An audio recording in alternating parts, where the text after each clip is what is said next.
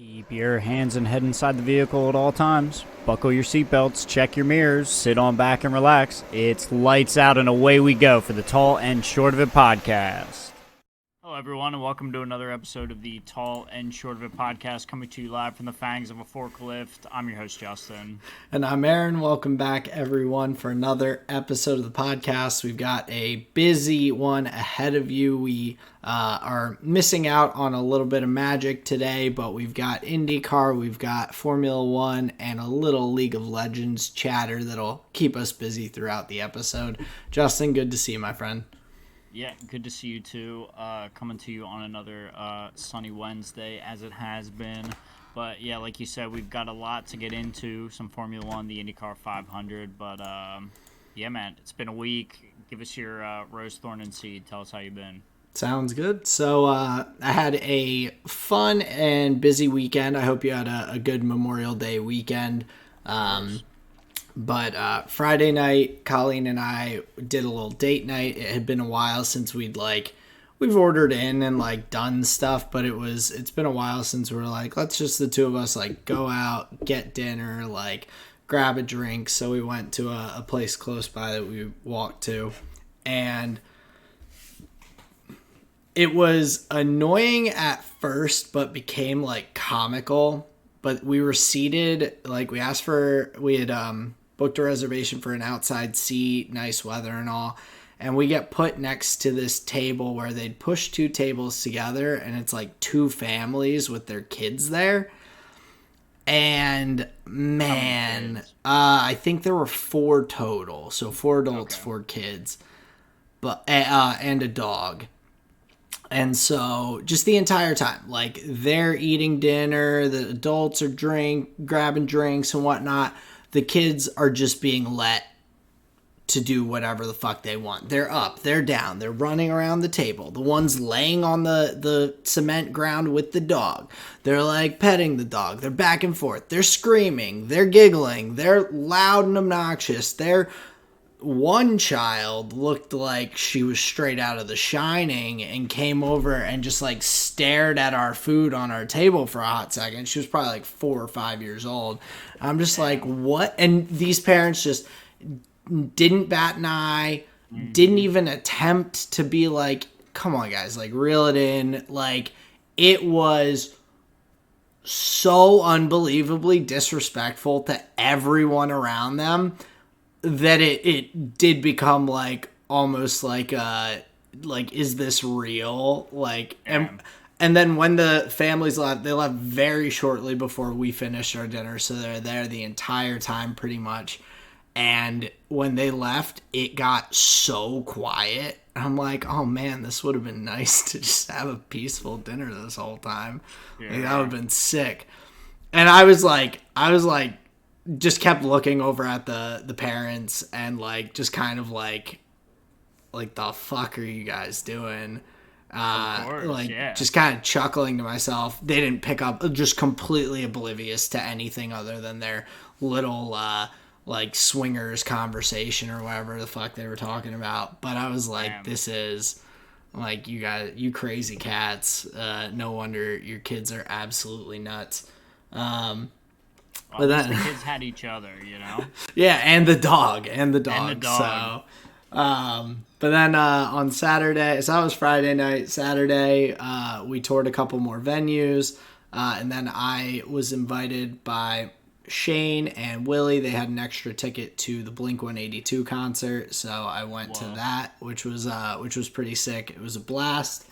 And then Memorial Day picnic Sunday with Colleen's family, Memorial Day picnic with my family Monday. So busy, fun weekend, which all rounds out to a solid rose.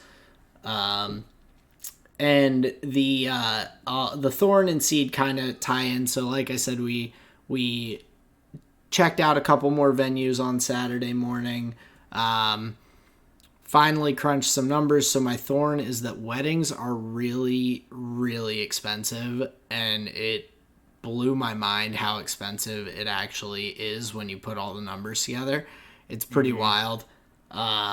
So not amped about that, but it's just is what it is. But with that, we have decided on our venue and everything. So we sent the email and everything with the date to the venue that we're looking to go to. So that is kind of done and dusted, and now we get to just start figuring out the rest of all the good fun stuff and everything going forward. Nice. Now, are these all things, like you say, we found the location, we know the venue? Yeah, these are all so secretive things until, like, big reveals with not invites? not really necessarily. Just not giving free shout outs on the pod, so Hey, fair enough. Okay. but no, I mean, it's not something we're keeping like close to the chest. We're gonna be sharing that news and everything with people, and then of course we'll start figuring out the rest of the pieces, the invites, and all the yada yada yada. So we've found the location and date, and now we get to go into the rest of the planning. So all good things. So that's my seed, is that we found the venue and now get to start planning the more fun things. That's like the big check mark on the top of the list, and now there's all the little ones that we'll start going through. So so lots of excitement this weekend on my end. But how was your weekend? I want to hear about what you had going on. A little less exciting than locking in a venue for a wedding. That's got to be pretty exciting. But my seed here for the week is looking forward to hopefully some yard sale hunting. I think there's some that are going to be popping up this weekend, and if I can find any people with old binders of cards that I can pull off of them, I think that would be really cool. And like the Memorial Day time period is always a good time when people are like getting their junk out of their garages. So it could be a good time for the bargain hunting. So I'm kind of looking forward to that. How do you find the yard sales that you go to? Do you just drive around and like look for the little poster board signs hanging on? Man, It's brutal around here. I've tried on 3 separate occasions to go hunting for like yard sale, because I love suburban yard sailing, and out your way any which weekend there's just tons going on. I have gone 3 separate times and found like 6 yard sales total combined across 3 times, and they're all these tiny little like ones in front of little townhomes and all that just have like a couple tables set up on the sidewalk, and I'm like, that's not what I'm looking for. That's one bummer, because before I bought my bike last year, I went hunting for yard sales to see if I could find like a bike that someone was getting rid of that was in decent shape. So yard sales are sick. Big fan. So I hope you find some good stuff when you're out searching. Hopefully I can get out for a day, and there's a couple areas around that could be good. My thorn here is a weird one. I may have talked about it before, but I don't know how you feel about it, but weightless items.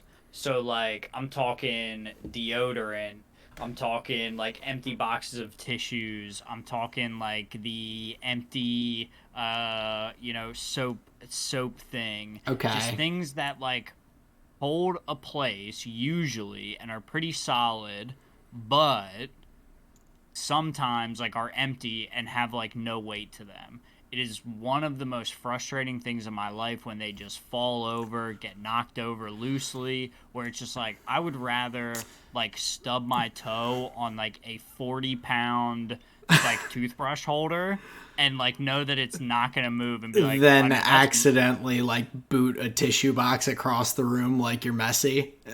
You got it. Like, I would rather have the densest tissue box ever and just know like this thing is not moving ever.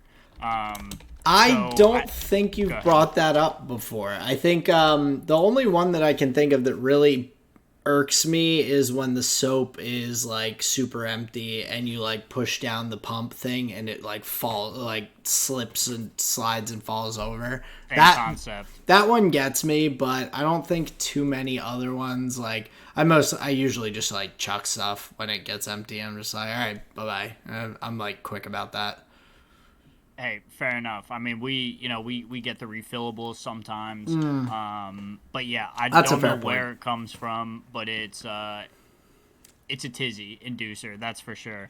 And then my rose here for the week over the Memorial Day weekend, the holiday weekend, I found a little portable Bluetooth speaker that, like, I guess we've had for a long time, but I guess it never clicked that it was Bluetooth. I always just thought it was like just like an aux cord speaker, and that's like whatever. Okay. And so it kind of fell out of use, but then I was like, wait, is that a Bluetooth? So I tried to hook it up. Oh, all right. So now it's just like by my desk side all the time, moving it around, playing my pods on it, playing music on it. And nice. So like it's been really cool to just, I've listened to more music, like I found a way to listen to more music in the office as opposed to like just putting the record player on out there because you can't really hear it in here. You don't want to like have it too loud, whatever. This new Bluetooth speaker has been very cool and nice on the holiday weekend. So that's my rose, is finding a way to jam some music. Nice, that's sweet. And it's always nice when you like find a new, like, not a new use for something, but like, you know what I mean, where you realize you're like, oh, this does this too. And so I was like contemplating new use because I'm like, well, you're using it to play music, so you're not like, but you're using it in a different way. So definitely a solid thing. That's like when you throw on a winter coat and like find $5 in the pocket from last year, and you're just like, oh yeah, that's a nice little way to start off. The next level move would be to be like, all right, well, I'm gonna leave that there for next winter. Ooh, see how that's crazy. Now you're just stockpiling $5 bills in the pockets, but or you add another one, and now you're like making interest. That's true. You're just tucking. That's your rainy day fund is the winter jacket pocket. That's your rainy day jacket fund. But then you have, I mean, I have seen a number of like videos and things on Twitter over the years where people buy like old purses or jackets or whatever at like consignment, like Goodwill or whatever. And they find like stuff in like the little zipper pockets and whatnot. So I would hate for that to be my fate to lose that rainy day fund. So that's true. Usually I just I take it and use it. But now you're gonna make me think next time that happens. So there you go. But to move into the meat of the episode, we'll start off with some quick hitters.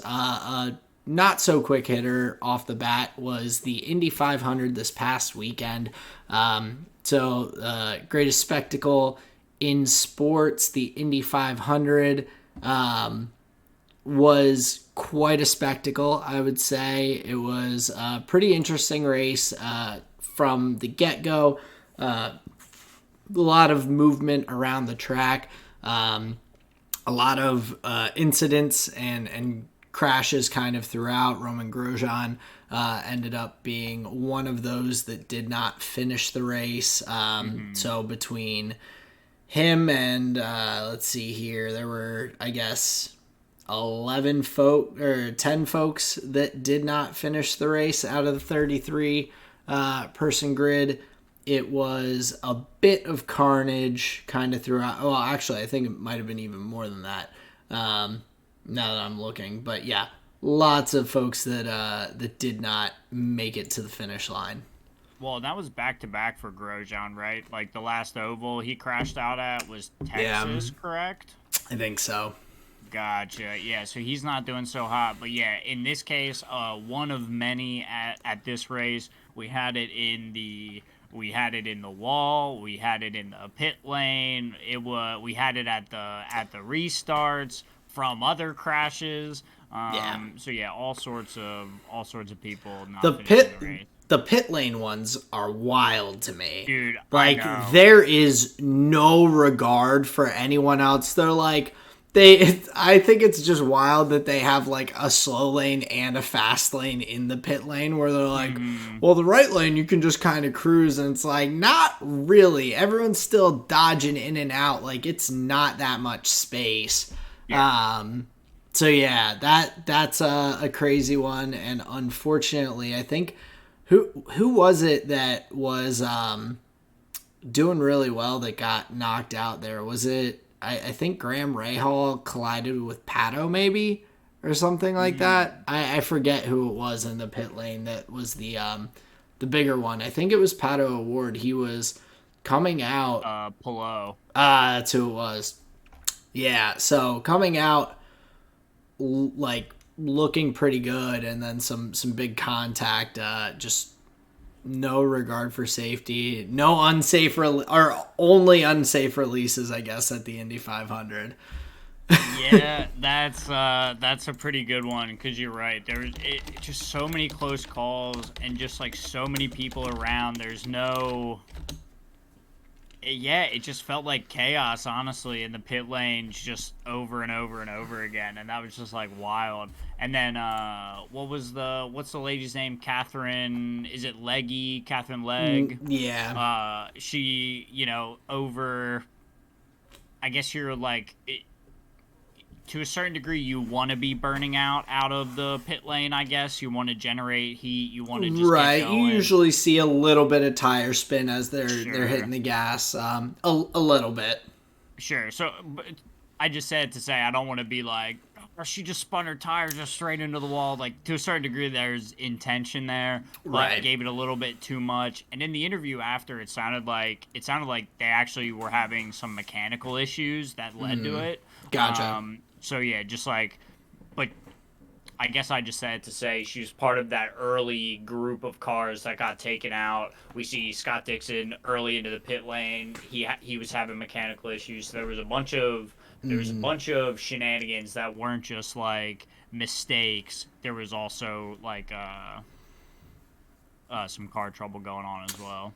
Yeah, and to speak, I mean, kind of on the two veins of like the safety with all these incidents and everything. On one hand, the cars are just about as safe as you could be anywhere. Kyle Kirkwood gets flipped on the roof of his car and goes spinning out with the halo, with the shield and everything.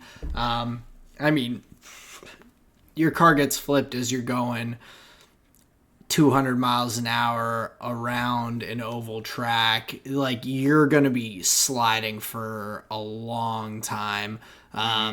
So between that, because I think that was David Malukas maybe, or I forget who crashed that then hit Kirkwood and flipped him and all. But really, like, scary stuff, but everyone was perfectly fine, A-okay.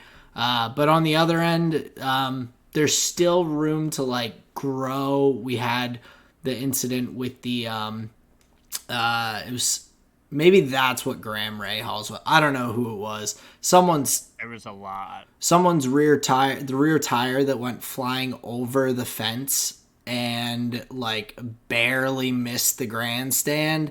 Mm-hmm.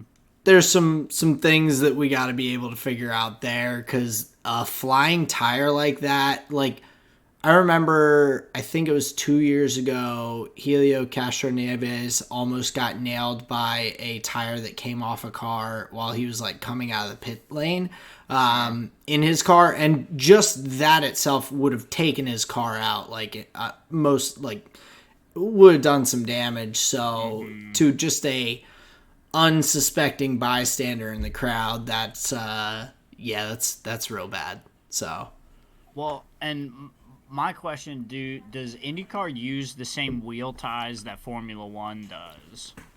That's like an easy fix, right? It could be potentially. I'm not sure if they do, but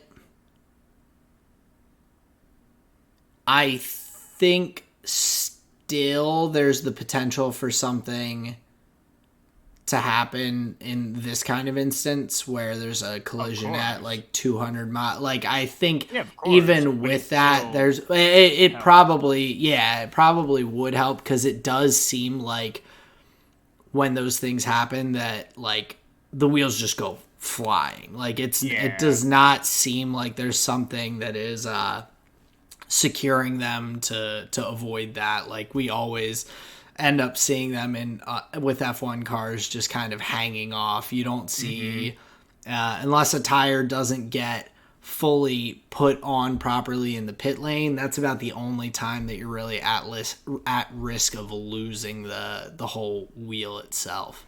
Right. So that would be a pretty good fix for that happening. But dude, then on the other end,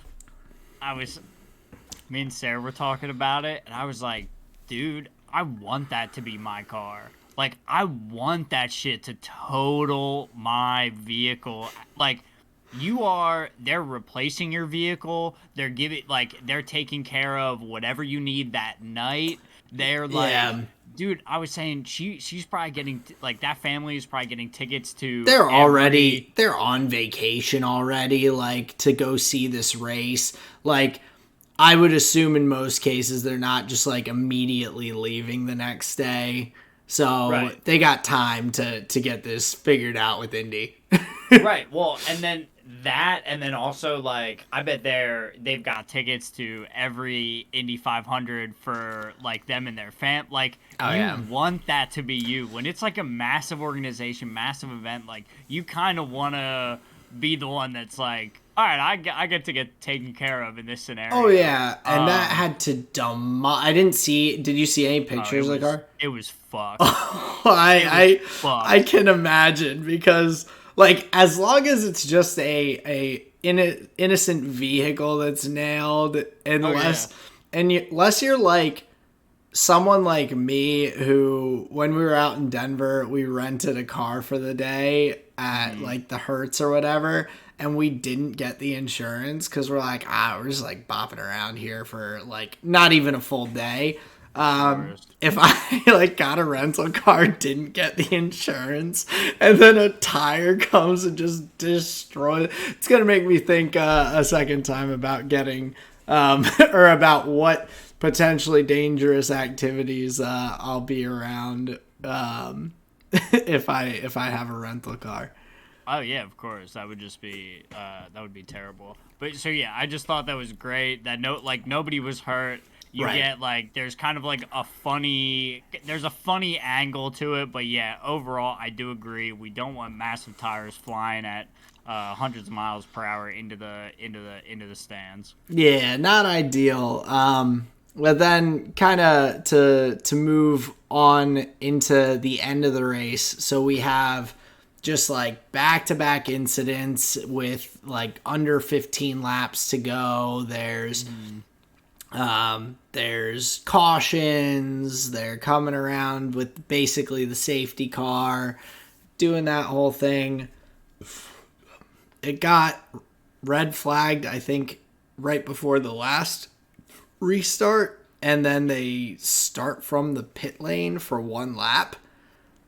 Is that is that what they did there? So I would have to go and double check, because I didn't get to catch the full end of the race, and so I was going off a lot. But I know at the end with the restart, whether it was a restart from a caution or a red flag, they started from the pit lane for a one lap shootout, which is where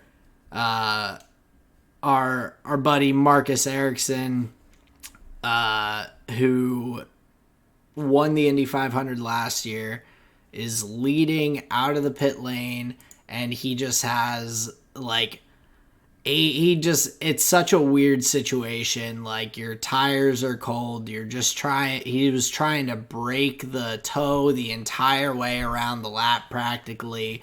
Just a really bizarre looking restart and all, which Joseph Newgarden ends up being able to get by him for the victory, ruining Ericsson's what would have been, I think, the 6th ever, if we counted properly, back-to-back Indy 500 champion.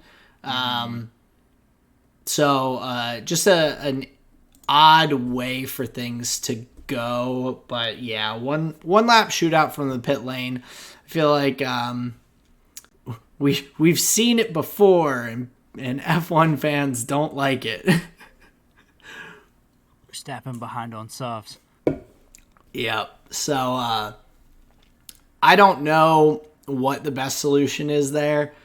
It seemed kind of crazy, though, that it was like every single time they restarted at the end, there was just another incident in the middle of the group. Yeah, and it's almost like in those scenarios, the lineup just like the positions kind of are going to determine the end. Like, you definitely want to be following in that scenario to get the toe and be able to just like slingshot around. Like, Yeah, it's going to be so tough to keep the lead. So it's very unfortunate, I would say, for like Ericsson to be in that position. Like, you would have loved to actually start that restart P2, yeah. and like I'm saying, I don't even think that's was a Joseph Newgarden thing. I just think anybody in that position was going to be advantaged.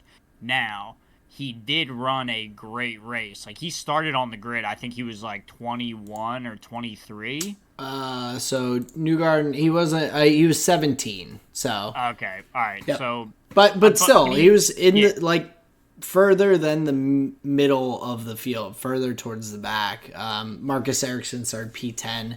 So, but yeah, like a great drive from Joseph Newgarden To put himself in that position yeah. overall, but once it does become like almost the rest of the race doesn't really matter. You're like, it's just a one lap thing. You'd rather be getting the toe than giving it.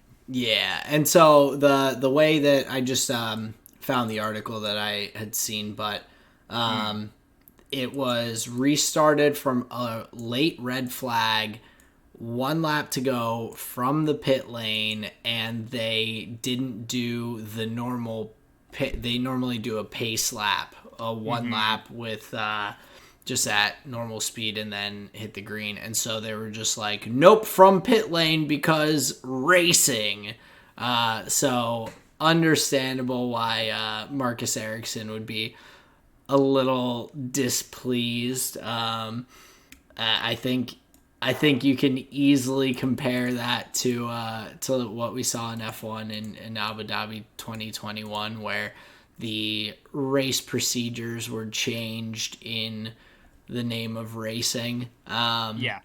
So whether you love it or hate it, it's the way it went down. But big congrats to Joseph Newgarden and Marcus Ericsson. Still drove an awesome race.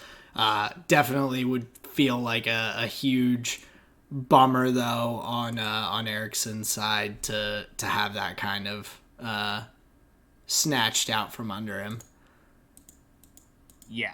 Yeah, that would be not a moment I would like to relive too frequently. I have to say my favorite moment of the IndyCar 500 was not anything that had to do with the race, but everything to do with the commentators, which is, I guess, par for the course with me. It was the moment where, I don't know whose car it was, but their front right, or like it was like a random tire, like started rolling out into the middle of the pits. Oh the pit my guy was God. able to like grab it, and they were Hinchcliffe was saying like, no, that wheel was over the line. That's going to be like a penalty. And he was saying it with the confidence of somebody that like clearly knew what he saw on the video. Yeah. He goes back and forth like 1 or 2 times with the other guy, and the other commentator would not like take Hinch at his word that the wheel was over the line. The guy like was literally watching the video of this tire being over the line, and he's saying like, well, I don't know, we'll have to see. Hinchcliffe, like he's like at a point now, and he goes, what don't you know? And he like literally yells at him on the cast. And I was like, dude, that is gold. That's awesome. Gold. Like they are literally playing the replay right there of the tire being over the line. The guy's like, I don't know. What do you mean? So I get both sides kind of though. So I'll play the devil's advocate today. But okay, so I watch lots of different sports. A big one that I've watched recently, being a newer Sixers fan, joining my friends, is the NBA. And oftentimes when they're reviewing a call and whatnot, they'll call in this rules analyst to phone a friend on the broadcast where they're like, yeah, we're gonna call up Carl and see what his thoughts are on the breakdown of this foul or this whatever.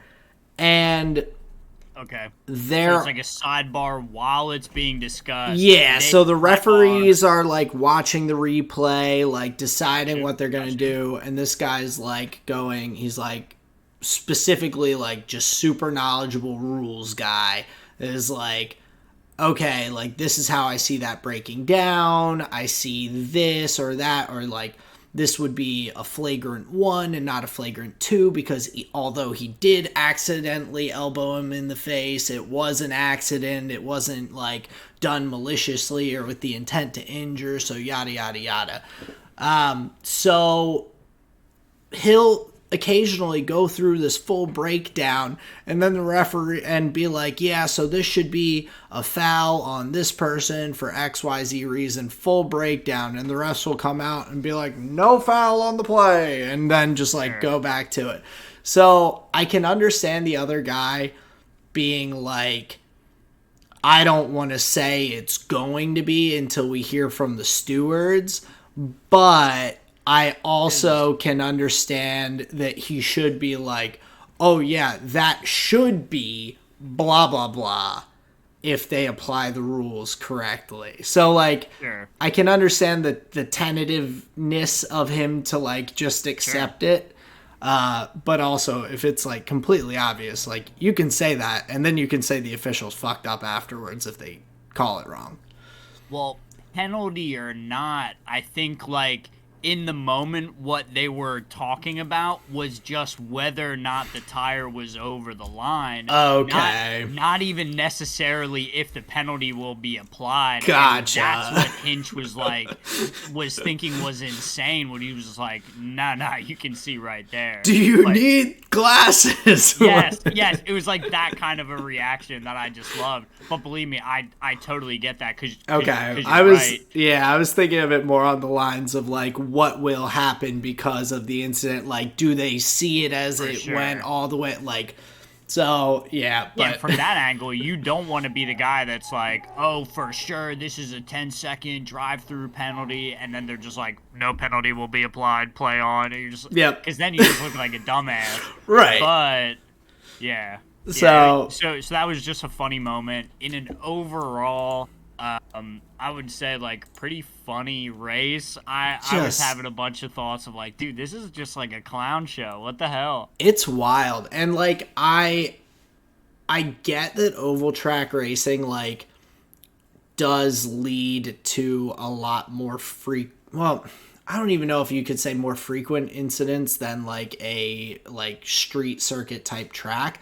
But because of the high speeds and the banking and everything, like, it is so easy for those cars to just, like, one mechanical issue and those cars are just toasted. I mean, there was, I think, someone who had started having issues with, like, their wheels like turning the turning of the steering wheel wasn't turning their wheels properly, so then they're like riding up all across the high wall, and like all it takes is that one little thing to go, and you're just like, oh, well, I am along for a 200 mile per hour skid. So it's wild. And I mean, that is also why Roman Grosjean, his first year in IndyCar, like he opted out of all of the oval track races. He was like, after the accident in F1 and everything, he's like, I can't do that. So the gist was like, I can't put my family through like that fear again, kind of thing. And I guess it's understandable now that he's at the point where he feels more comfortable in the car and everything, and driving an Indy car as opposed to an F1 car, decided to like do the oval track racing, but still not. you can easily tell it's still not his cup of tea based on performance, and I just think he looks uncomfortable. He had some like good times in qualifying here and there, and practice sessions and all. He looked like good at different points, but in the races thus far for these oval track races, you can kind of just see that it doesn't seem to be his cup of tea. Yeah, which is unfortunate because they are, that is one of the things that makes the IndyCar championship, the thing that it is the inclusion of the oval tracks. But up until, what was it? I think it was like lap 150 or something that he went out. So like, I think he drove a pretty good race up until that point. Yeah, not bad. Yeah. Just definitely a bummer to. I mean, I'm always pulling for him, but Of course. Up until that point, yeah, you're pretty close, 149. Gotcha. Okay. So yeah, you're spot on there. But yeah, a nice drive from him as a whole up until that point.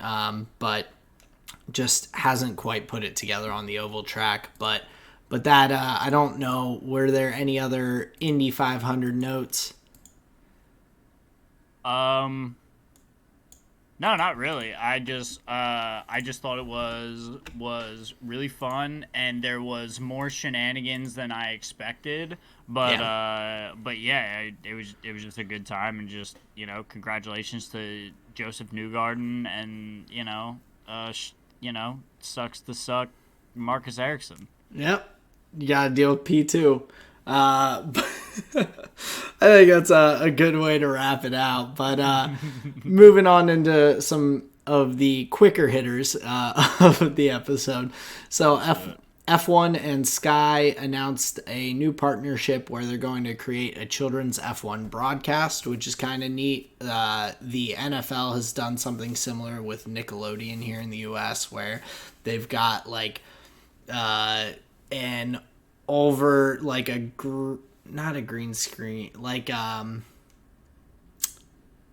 know, like a overlay onto the actual game, and they're breaking down the plays in like more kid friendly terms and all. And like when someone scores a touchdown on Nickelodeon, like they have like virtual like slime cameras that are like, or slime like things that are like shooting out all over the end zone or whatever. Like it's like entertaining. It's supposed to hook kids' attention and like teach them the game a bit more.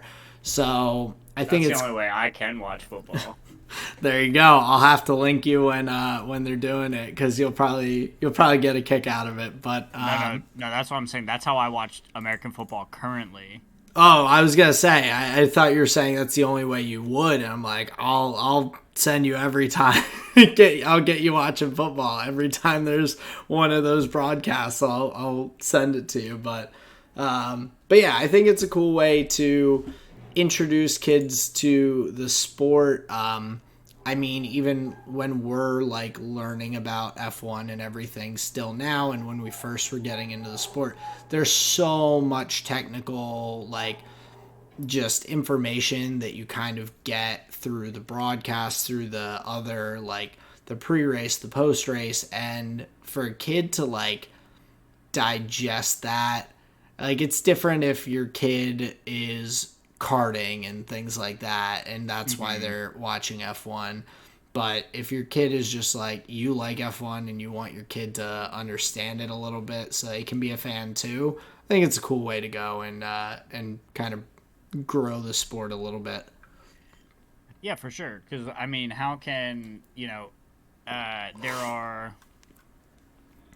there are only so many avenues that a kid could like organically stumble upon something, if you really want to branch out into communities and get people involved and interested. Having easy ways to educate and also have fun while doing it, I think is a pretty good initiative, especially from like the main broadcast, where they'll be able to bring like modern, up to date information to the broadcast and really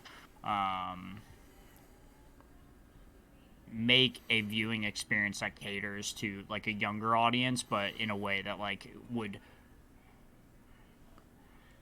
encourage them to be lifelong fans. Yeah, and I think part of the reason that like it makes sense to do this now, like other sports in the past and even F1 previously, I think it was easier to get into in a sense because I don't know, back in the 90s, if you're a kid and your dad's watching F1 and you're watching on TV, like it's just racing. Like that is the only information you're getting is who's in first, who's in second, who won. Oh, you get to see the cars go. Like you're not getting like the amount of analytics and data, the AWS graphics, the tire wear and percentages of which wheel has the most wear on the car and everything. Like you, at this point in time, you're inundated with so much information that would easily overwhelm a kid, as opposed to like back in the day where they're just like, this guy's first, this guy's second, this guy's third. Oh, and there's a pat. Like you're getting just the more exciting points with the older broadcasts. I think now you get just so much information that this maybe will help to kind of parse through that a little bit better for the younger audience. So and make it easier for kids in this day and age to kind of, like you said, become lifelong fans. That's interesting. Yeah, I wonder, I mean, there are some concepts that even I know I would likely struggle with, like if you don't drive even, and I know it is very different. I understand that. Yeah. But there are some things that like I feel like make sense when you're watching them, only because you know what that sensation kind of feels like. I mean, when they say something like at Monaco, which we'll get to with the rain, that it's like driving on ice. A kid doesn't know what it's like to drive on ice. I do. like I've slid on ice in the wintertime in Pennsylvania before while I'm driving. So like I think it's like that's another way that you can make a comparison as an adult, that you don't even have the information to like make it make sense as a kid. So I say that to say, like, think of the language that they use on the broadcast, especially like Martin Brundle when he's like trying to like explain a more technical point. So many times he says, like in your road car, comma, blah blah blah blah blah blah. Like you actually have to think about how you're relaying information, the words that you're using. So like that part of the conversation, while yeah, it's very easy to just be like, oh yeah, just like in your road car, blah blah. Like if you're catering to a much younger audience, trying to like educate them, you're gonna be presenting that information in a very different way. Yeah. So I think it's interesting to attack attack a broadcasting like problem from that perspective, where you are trying to bring kind of like grown up complex concepts to a younger audience. I just think that's cool, and yeah, it's a perfect time for it. Yeah, so shout out to that with Sky and F1. I mean, I hope Hit the that big red button. I hope that we get maybe we get that third stream option on the F1 TV broadcast, that we can check that out. Just because I'm just curious to see. It says like augmented graphics, 3D, all sorts of stuff. So it looks like they're really trying to entice people. So hopefully we'll get to see little tidbits of that once it comes out. But moving along into some more just standard F1 things. Toto came out after all the rumors with Lewis and Ferrari and whatnot. And basically he said, what any person in his position would say, but that there's nothing behind the rumors. They're in a very happy position with Lewis. They haven't run into any issues with contract negotiations. So he's like saying that he doesn't want to talk about a new contract yet, but Lewis and the team are working out what's best for both sides to come to an agreement. So who knows, but he at least tried to squash the rumors a little bit this week. Well, until Toto Wolff really puts it to bed, I'm still going to keep the poster I have of Lewis Hamilton and Ferrari Red up on my wall. Nice. You printed that out? I did. Sick. I love it. 3D size model. That's that's one way to do it. I would just put it on my ceiling though, not the wall, just so that when I wake up and open my eyes in the morning, first thing I see. So is Lewis Hamilton just smiling at you in a Ferrari uniform? Yes, sir. What a hunk. But to get into the actual Monaco Grand Prix that we had this weekend, that has a lot of excitement, a lot to talk about. In the F2 race, there was a kind of scary incident where Victor Martins, one of the F2 drivers, ends up ignoring yellow flags, coming around a blind turn, comes very, very, very close to hitting a marshal who was out with a fire extinguisher, helping to extinguish a crashed car, which just is... I mean, we talked about it a little as I was bringing this up before the podcast, but I just think at this point, like, the marshals, everyone has constant contact. There has to be a better plan of action for, like, these more serious incidents where the marshals do have to jump into action right away, especially on a very tight enclosed street circuit like Monaco. And also from Victor Martins, like, his team needs to be in his ear and he needs to be paying attention to the yellow flags. Like, it is, I mean, he was probably within a foot of the marshal and he was zooming when he went past. He was moving. I'm curious if verbal, button press communication just isn't quick enough. How they have sensors in the car that, like, let you know where they are on the track. They give you, like, access to the graphics to show, like, oh, these drivers are here and they're on this turn. I'm curious if that's something that should be, like, if a car gets stopped on track in, like, some kind of sudden manner that the sensors could pick up, I wonder if that just gets, like, beamed right to the drivers, where it, like, just the stoppage of the car lets them know, like, hey, danger on track. So then as the verbal communications are rolling in, they've had an almost, like, immediate just heads up, at least, that something's going on. Yeah. However, I will say this. I understand from a sporting perspective, from a competitive perspective, you don't want a system like that to ever be the thing crying wolf, because from like a competitive perspective, you don't want to ever like take your foot off the gas if it's not like totally necessary and the rules like 100% indicate for it. So I definitely understand that, but I'm just curious if there's some kind of early warning system that should be firing before, the everybody hits the button and says, danger, danger, and the red flags go out. Because in a situation like this, it doesn't feel like it's quick enough. Like with everything going right, because we understand the marshals have to be out there on the track to help these people. But then maybe it's a thing of like what you were saying, which I definitely I think I tend to agree with, is like, whoa. This is not 1950s. The drivers can communicate and say like, hey, I'm cool, don't run out here, let's manage the safety here, and then come out like, I'm cool to just sit here for a second.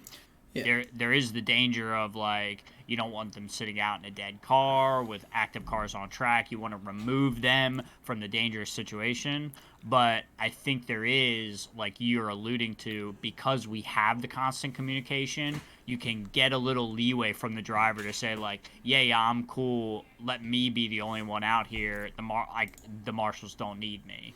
Yeah, well, and I think that that's part of it, but I do understand there's a lot of times where drivers have accidents, and even if they are okay in the car, they're pretty shaken up and out of it. And a lot of time, especially in like F2, F3, these are much younger drivers. They're usually in their teens, maybe early 20s, so they might be a bit more shaken up than someone who's been it a few times. But like you said, I don't know what the right answer is. Like because like you said, on a competitive perspective, like if people are braking because they get some alert on their dash or something like that, I mean, we had how many instances during the F1 race where someone slid off into the runoff area and then rejoined the track like very quickly, and we're like, yellow flag, and I'm like, oh, is there gonna be a safety car? And it's just like, green flag. Like they're fine. And so if every time a yellow flag pops up, people are just like instantly like hitting the brakes or slowing down when they may not need to because the other car does continue on, it's like it would be hard to gauge, I think, from a instant car talking to car perspective. But I think in an instance like this, the second a marshal goes on track while cars are live, then everyone should be shouting red flag. The fact that it was still yellow flags as he came by, and I know it's very quickly after the incident, but if a marshal has to go out on track, and maybe you don't do it for every circuit, maybe you don't only do it for street circuits where you don't have room to move. Like if someone at Silverstone goes flying off into the gravel runoff area and everything, and they're like 100 yards away from the track, like, yeah, you can just yellow flag that. But in an instance like this, and so maybe it's circuit dependent too, but in an instance like this where a marshal's out there with a fire extinguisher at a stopped car around a blind corner, like, I would imagine that you should have more than just yellow flags out. Yeah, of course. So it's a tough situation, but it like, I think we've seen enough of these kind of instances that there should be, and I'm sure they do, like brief things and look back and everything, but I would love to see them do a little bit more in terms of trying to set some better standards that will just continue. Like, safety is important. Like, it doesn't matter if it's the driver's safety, if it's a spectator safety, if it's a marshal's safety. Like, we've got to look at all the angles, because weird things happen when cars crash at however many hundreds of miles an hour. Like we were saying with IndyCar and tires flying off.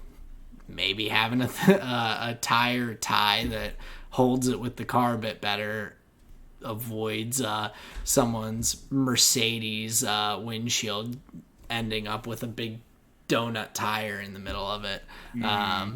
So definitely something to consider, but again, very fortunately, no one was harmed in the making of this warning.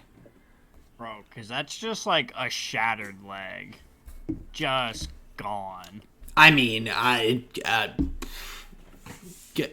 that's like probably minimum. I know, yeah. Like, I can't even imagine. Like, your leg's gone. Like, dude, that would hurt so fucking bad. Yeah. So, and like his back's to to oncoming traffic. Like, he is just hanging out there, hung out to dry a little bit by the situation in general. That would have been a big time cut the feed moment. Yeah, that would be. There would be takedown notices all over the internet. But moving over to the F1 race, we had plenty of excitement there as well. Just leading into the weekend, we had Mercedes bringing their new side pod upgrades. Obviously, they were supposed to be a part of the race last week at Imola, which we didn't get to see. So this race, I don't think, gives a great perspective on how well those are functioning. But then we also had, with Mercedes as well as Red Bull, we had the interesting aspect of both cars crashing, one in FP3, one in qualifying, with Lewis and Checo, and these cars being lifted up off the ground into the air. Floorboards, undersides of the cars out there for everyone to see. So Mercedes was not just showing off their side pods this weekend. They were showing off the underbelly of the car, and Toto was not too thrilled. He said that whoever performed the crane has probably worked for Cirque du Soleil. Honestly, I don't even comprehend it. The car was on the road. You could have put it on a truck. You're showcasing a car to everyone in the world. Then we, of course, had Christian Horner taking a more lighthearted approach to it, saying that it was a bit of show and tell from all the teams. Everyone's been up in the air at some point, and he said it's very rude to look up people's skirts. So funny. A much more amusing way to go about it. Sure. So. I think the various takes are fitting of like kind of what we know their characters to be. Yeah, and of course the Horner's always a bit cheekier. He seems to be anyway, but also like you can definitely understand Toto Wolff's perspective on it as well. Like any advantage that you give to these other teams could just fuck you so hard. Yeah. Like truly. Where like now, like a fucking Alpine is just like, I think I know what our undercarriage is gonna look like now, boys. And then they just like get to work in the factory machine in these parts. So yeah, like that is big danger. Big danger. Like I get it. Well, I get it. And I think also I have to also say, like, obviously with Mercedes, it happened to them first.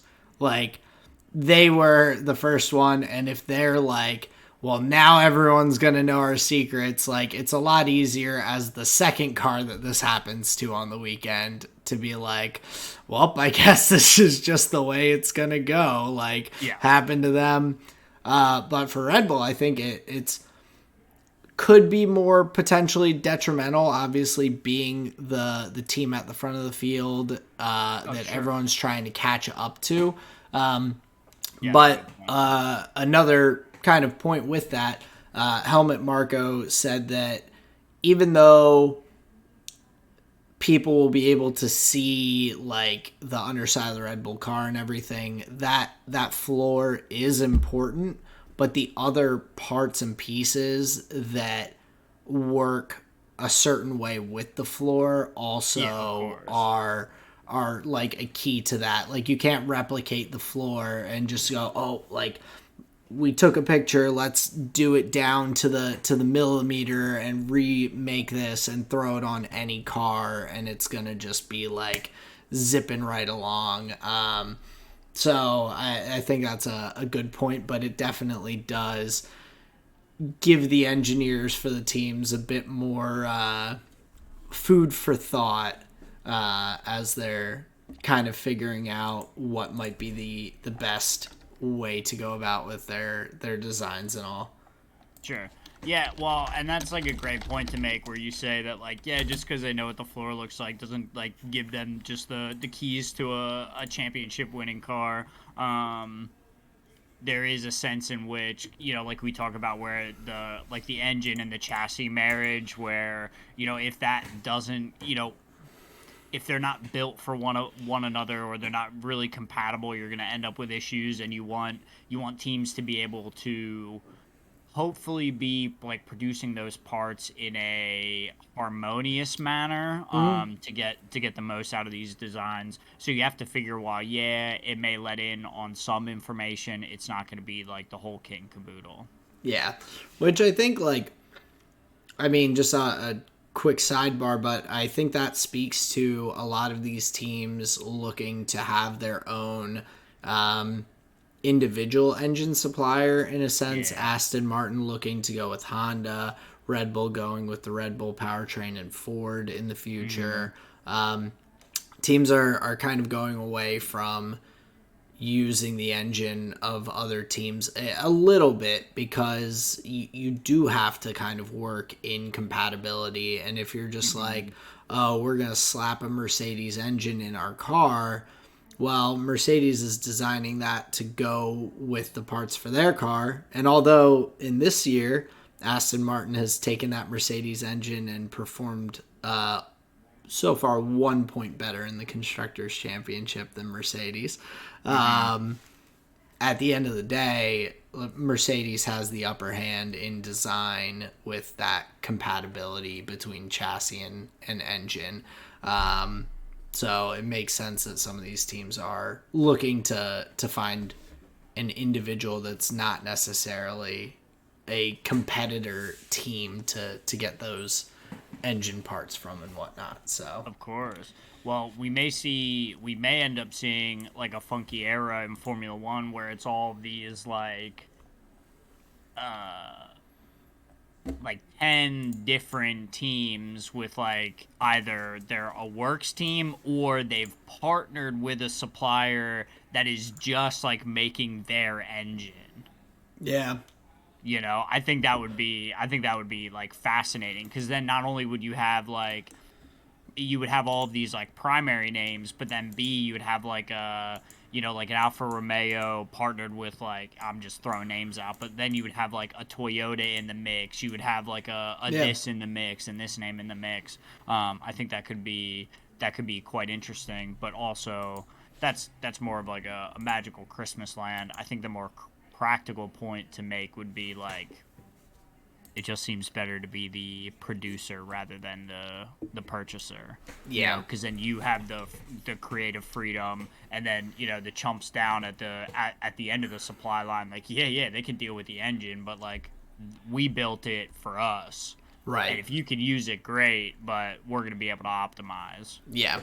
So it's an interesting time. I think we're seeing a lot of new engine suppliers and everything come in, so it's definitely interesting to see how that shakes out.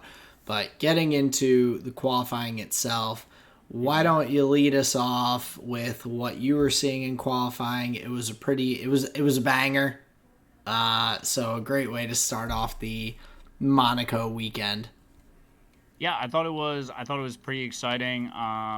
The one thing from last week that I was happy came to fruition was the Alpine package. This weekend seemed just like really strong. Obviously, we get a P4 quali from Esteban Ocon and then a P7 qualification from Pierre Gasly.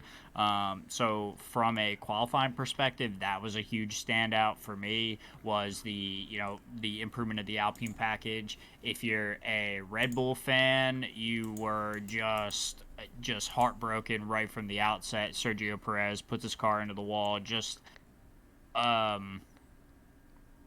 was weird. I don't know what he was going for there. He boiled it in there. Yeah, I think he was just trying to beat the driver coming out of the pits, and was like just in some way worried that if I get stuck behind this guy, like I'm fucked here. But it didn't seem like it was like really that much in jeopardy. But yeah, just like ruined the whole pretty much rest of his weekend trying to like get ahead of what I think was like a Williams there or something. And I think big unfortunate. Yeah, but it also looked like they were very aware of where he was and were not like trying to get out in front. It looked like they had kind of pulled out, like, yeah, because they're coming out of the pit area and everything. It looked like they were just ready to let him go, and he maybe, I don't know, took his eye off the braking point because he saw the car, or I'm not sure, but he braked very little and very late, and yeah, it was very disappointing to see him out that early, which just started off a pretty rough weekend for Checo, being the bottom end of the Red Bull sandwich of the grid there that we ended up having. Yeah, because his weekend did not improve. It did not improve much beyond that. Ends P16 on race day. But the other thing from qualifying that I thought was interesting, looking at the not too stellar yet, but the Alfa Romeo of Zhou Guanyu. So P19 for this guy out in Q1, but on race day makes up 6 positions over the course of the race, ends P13. So I think from a just Saturday to Sunday conversion, I think that was one of the better ones. But on this Saturday, just because we're talking about that, on the Saturday, it's like you actually kind of expect a little bit more out of Zhou after what we've seen from some of these races. So those were some of the standouts, especially from like the Q1 and Q2 anyway. Yeah, and it's really wild as well that in that Q1 Zhou ends up out in P19 because he went fastest at one point during Q1. So the track evolution during this qualifying was pretty ridiculous in terms of how much time teams were able to drop and everything as they were going through. But he does end up starting P19. Like you said, a kind of decent day for the Alfa Romeo squad. I'll say above average. They've had a lot of struggles this year. So for them to slide up from their 15-19 start to an 11-13 finish, that's definitely a good thing to see on their end. But yeah, I was happy to see Zhou have a slightly improved. I think Monaco this year. I remember last year he I think missed braking into the chicane at one point and just kind of went flying on through, or because of the weather and whatnot, just like slip sliding through that chicane. So he seemed to be a little bit improved this year in his driving and everything at the circuit, which is honestly a tough one. We saw some of the other one other rookie primarily with Logan Sargent have a really, really tough time during the race.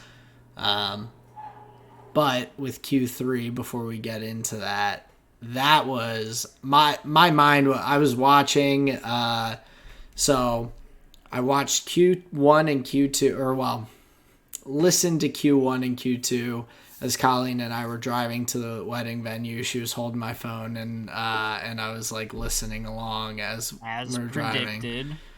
Q1 and Q2, very, very just like it was fine. It was good. We're progressing along. Bummer with Checo and everything.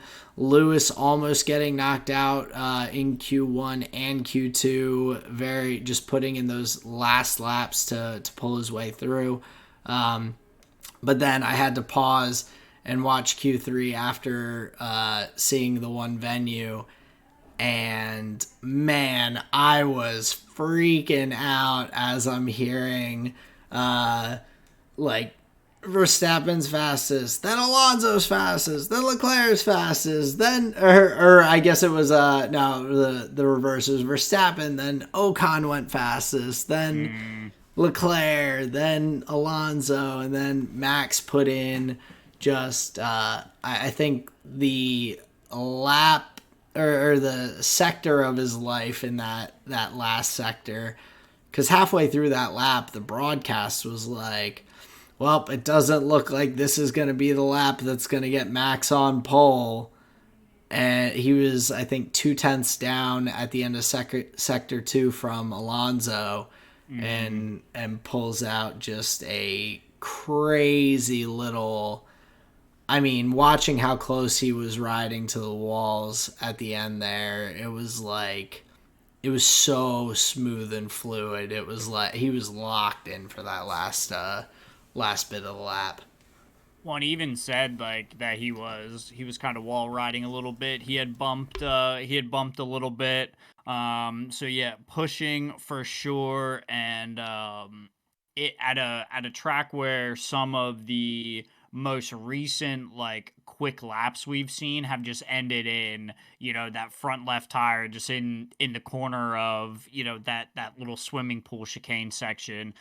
So for him to be able to make contact with the walls on a hot lap such as that, find time in the third sector, which is not that fast of a sector, and be able to pull it out. That was pretty impressive. There was some shots of drivers like watching on as live as Max did it, and they were just like laughing at how like insanely quick that the pace was. So I think that in and of itself shows like, okay, damn, yeah, he hit something special there, because I thought for sure Alonso had it. That was the one that seemed like that was going to stick. A bunch of people, put a time up at the board, but based on when Alonso set the time and what it was, you were like, oh, this is locked in. We get the first Aston Martin pole position here. That's going to be great. And then, he's just, I'll take that, thanks. Yeah, I was excited for Alonso. Like every time. I'll say, like, yeah, even including Leclerc, all of those last ones, Ocon, then Leclerc, then Alonso, and it's the broadcast. It gave them something to work on instead of screaming, and this person takes pole while there are still people on their laps. Right. Just throw in the provisional pole, because I think they said provisional pole for Ocon. Then they said Leclerc takes pole, Alonso takes pole, Verstappen takes pole. It's like, all right, guys, like provisional until it's official. Come on. But yeah, a great, exciting qualifying.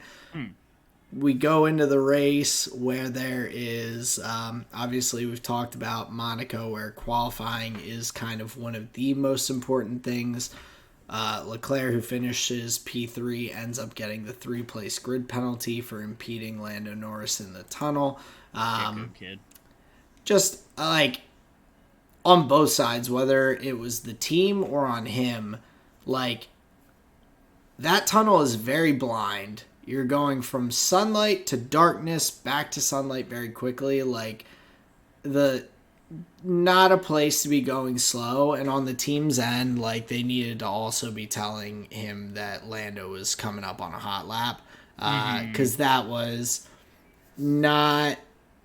It was just bad on both ends for the team. So Leclerc starts in P6, which has then Mr. Esteban Ocon starting up in P3 after his P4 qualifying. Yeah, which just sets him up for a great Sunday.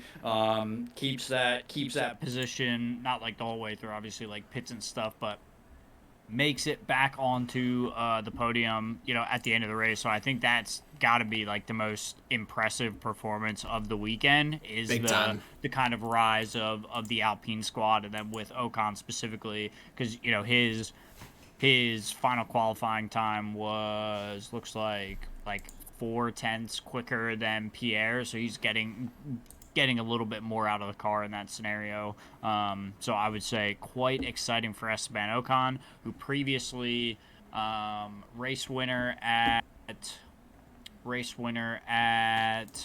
Oh, it was the rainy one in, I think it was Hungary. Styria. Yeah. Was it the Styrian Grand Prix? Ooh, I'm not sure. Hold on. Because does Hungary have two? It's the Hungaroring. So it was the Hungarian Grand Prix. Yep, so you're right, but I think it was in, if I'm right, it was during 2021, so it was during COVID.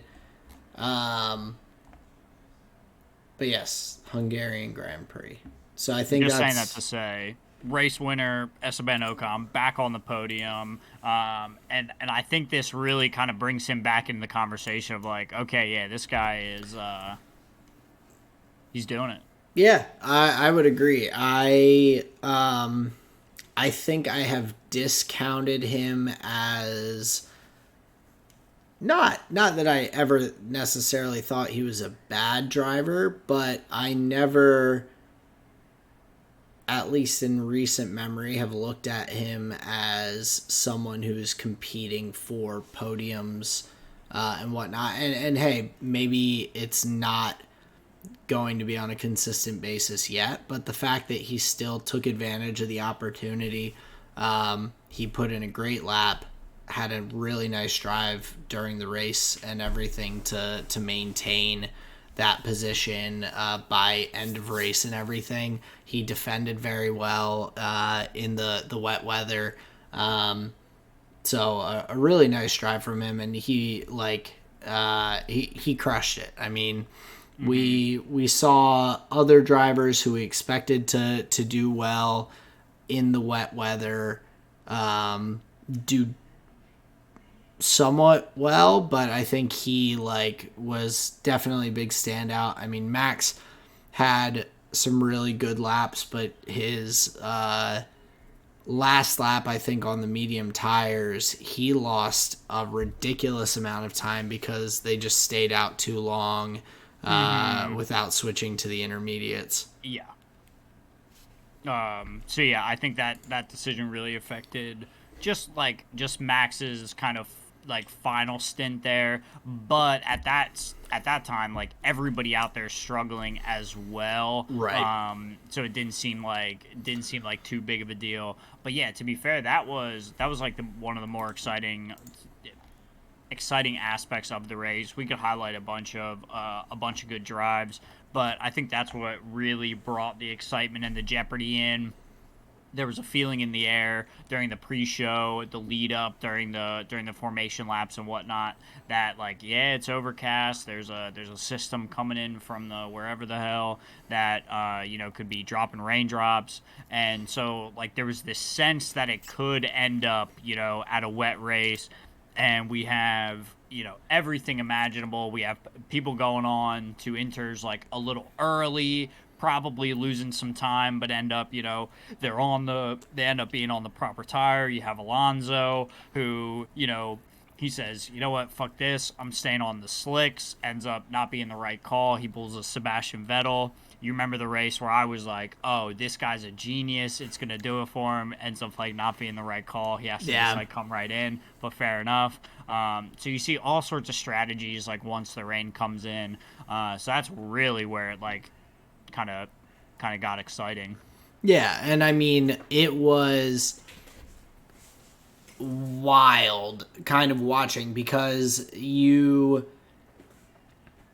it's so bizarre with these circuits because they're going such a like decent distance in such a short amount of time that there are not that many times in my life that I have been driving in one area and rain starts and I keep driving and it stops and I keep driving and it starts and I keep driving, like that I'm going in and out of this rain.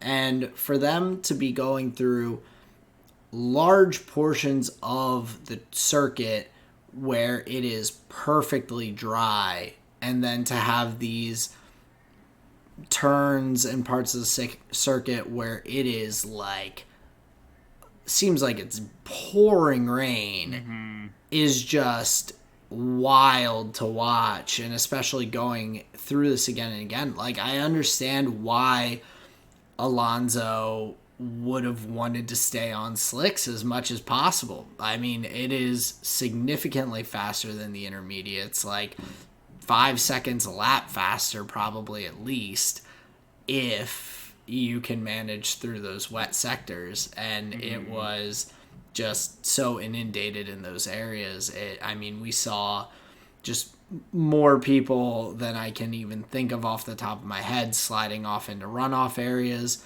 But we managed to have no safety cars, no red flags. I mean, the drivers managed it very well, but a really tough condition just overall on the track. Well, and it really does like paint this weird picture of, oh, okay, so the practice sessions actually are worth something, because you have dudes like Hamilton, like, you know, he crashes in two of the practice sessions, but then you get everybody on race day and like, okay, so all of those laps really led up to them being hooked up for this whole thing, and they are able to all kind of like quote unquote get through it in some way. So yeah, I think for what was such a weird and wacky race, there was so much contact, people clipping wings here and there, Sergio Perez, Carlos Sainz. I mean, dude, yeah, everybody had to take a wing change at some point.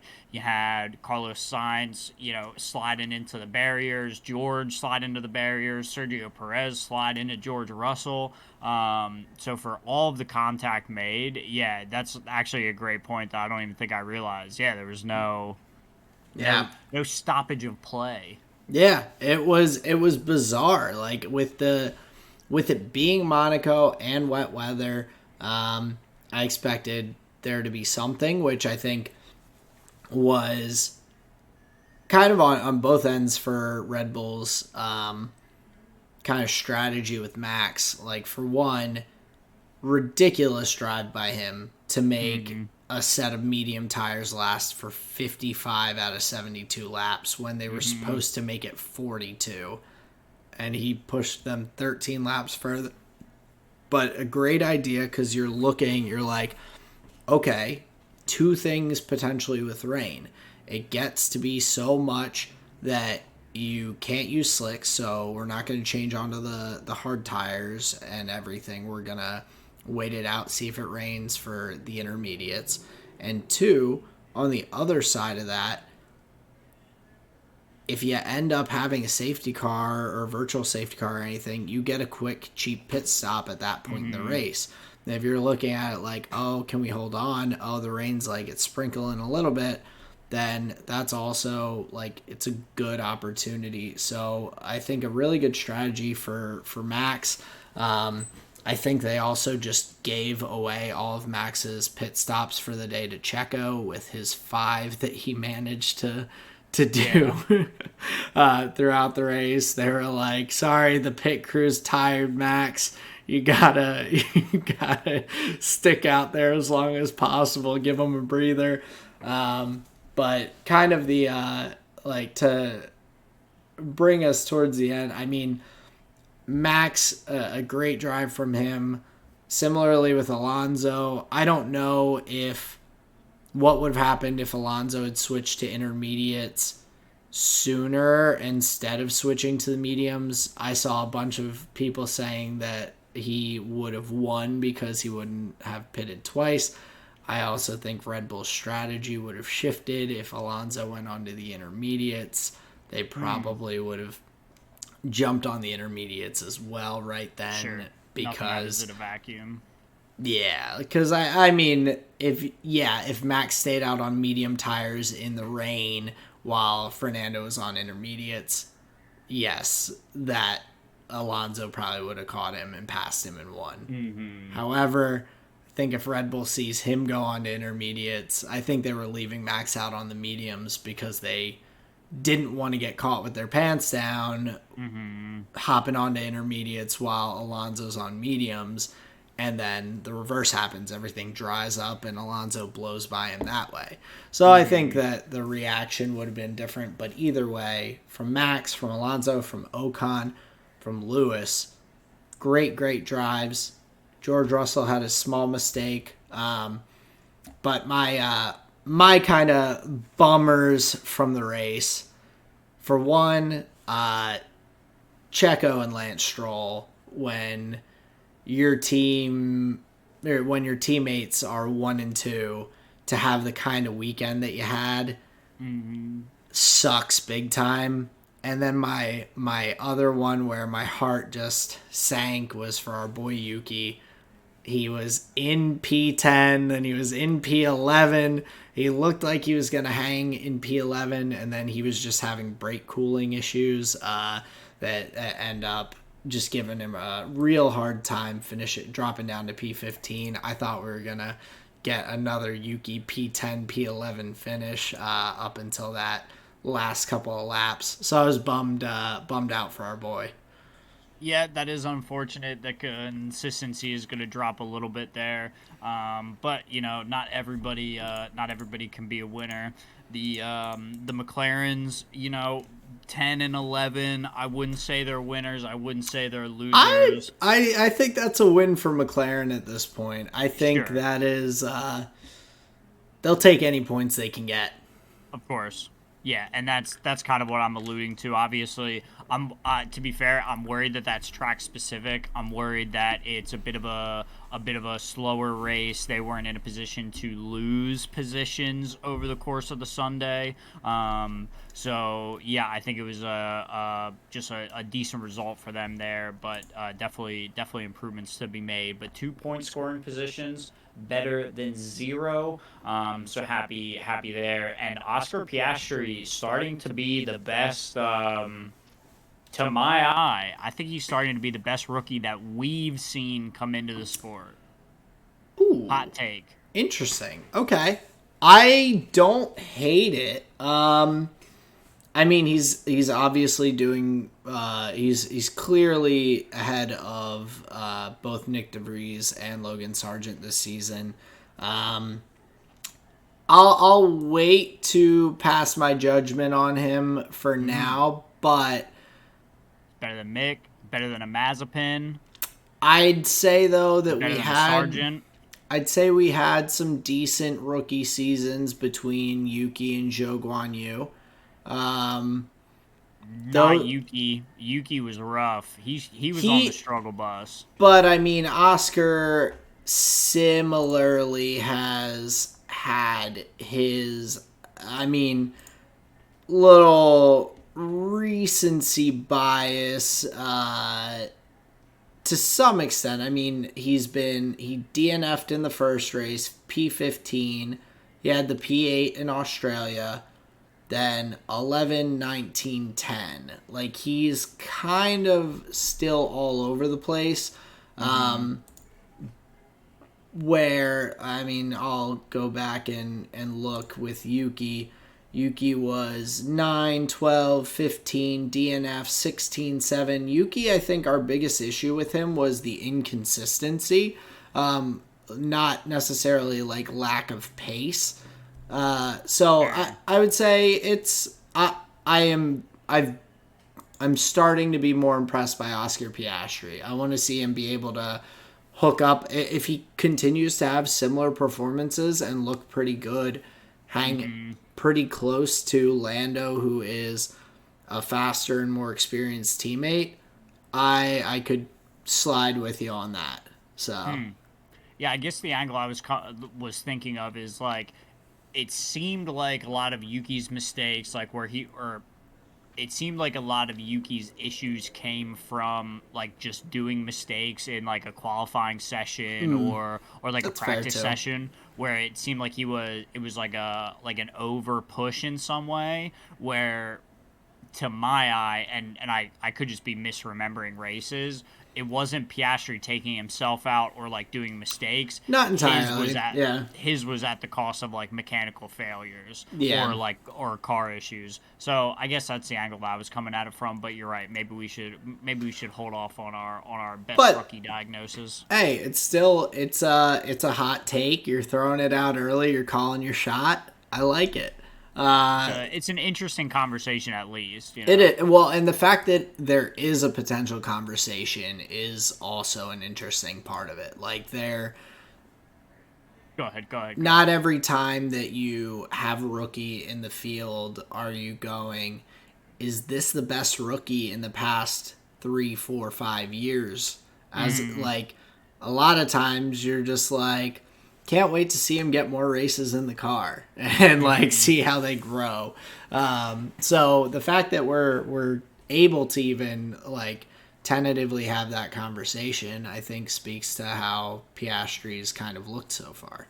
Well, and I think it's also just like a data problem as well, where like 2 years ago I had only seen one or two rookies, right? You just Yeah. don't know really what it looks like, but now you've seen a couple of them come in, you've seen a couple of them go, you see a bunch of different races with them. Now you just have like kind of more data to pull from. So, but I Definitely. think that's part of your point of like, yeah, you just like get to see more now.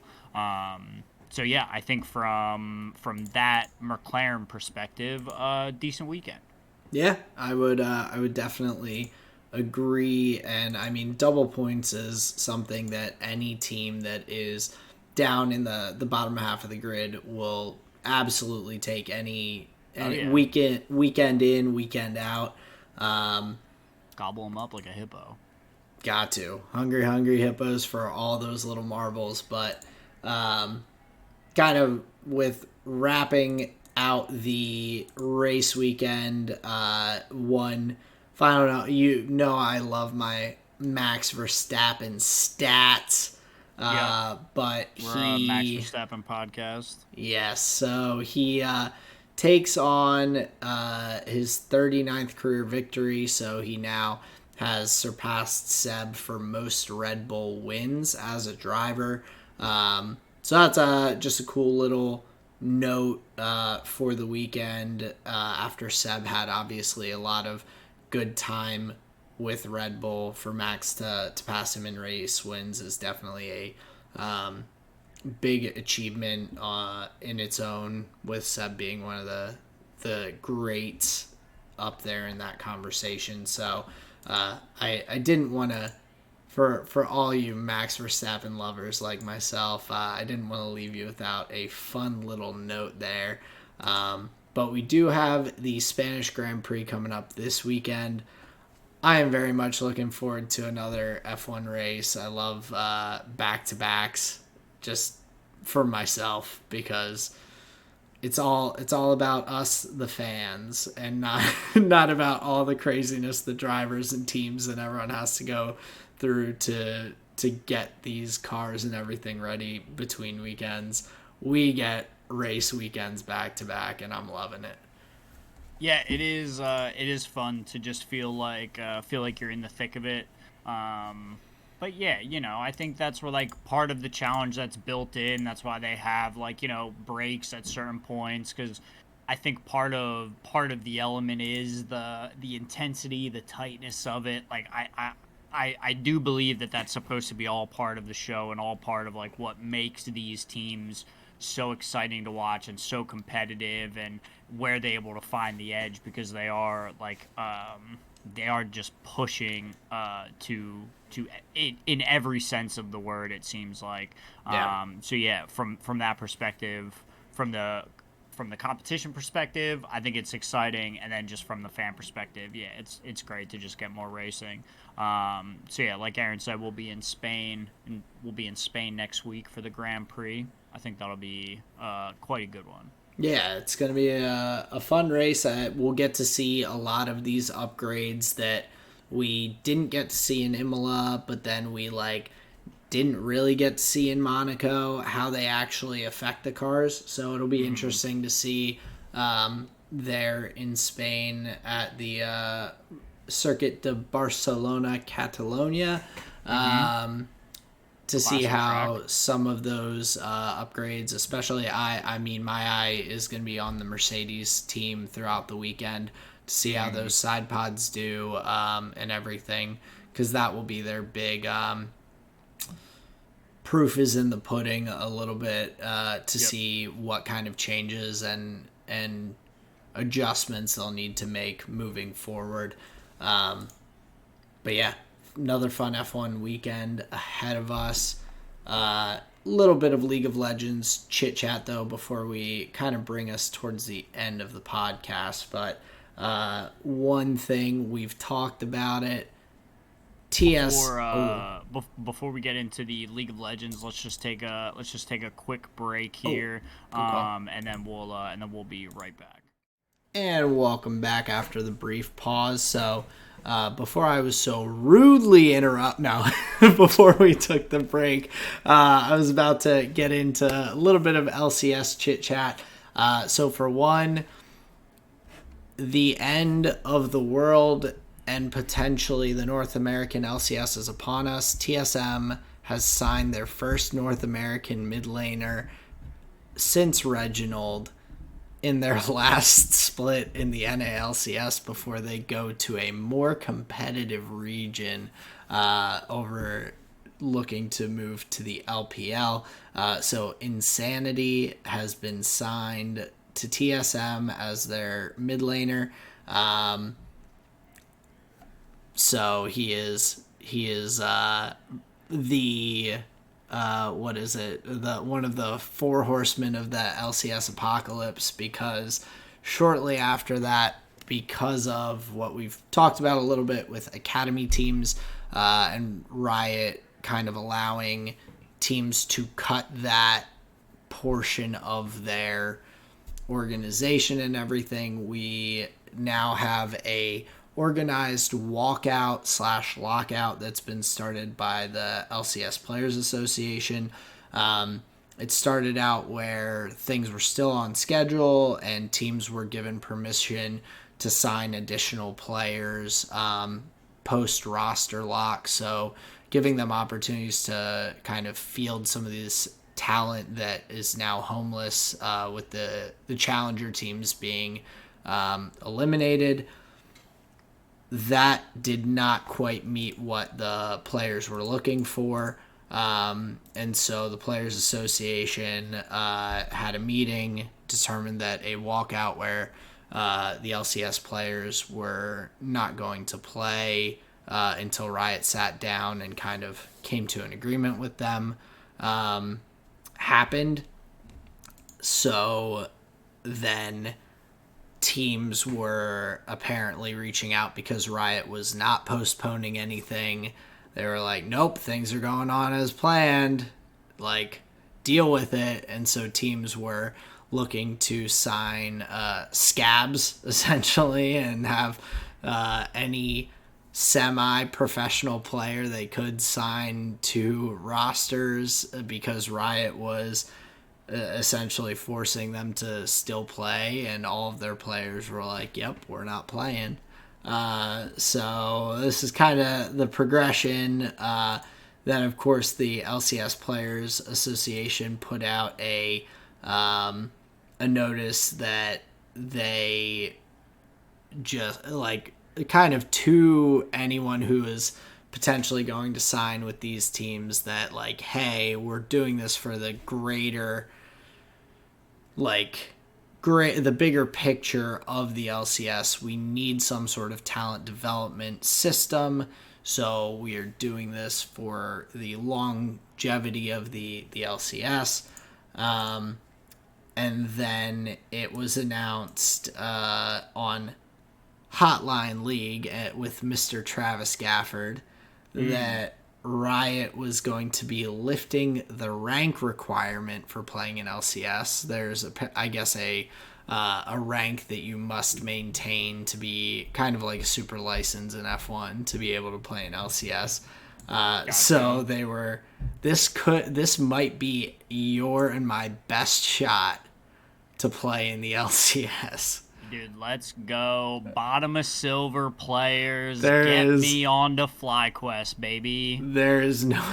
They were lifting the rank requirement because Riot was refusing to go to the table with teams, and teams were struggling to find 5 players to play. Wild. So it progressed, and then finally Riot pushed back the schedule by 2 weeks to allow them to have conversations and everything with the Players Association, but basically gave the ultimatum that if at the end of these 2 weeks the players are still not planning to continue to play, then the LCS would not field any teams for the World Championships. So we're at a very bizarre and unexpected place to be, I think, in the scheme of esports as a whole, let alone our League of Legends that we've been following for a while. I don't really know what to make of it. It's kind of a wild situation. There are a lot of opinions out. Thorin basically said the players need to stop being pussies. Pardon my language.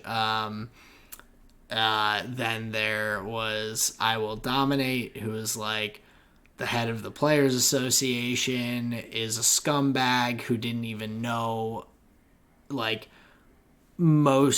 anything about anyone until this. This seems just like a little power grab.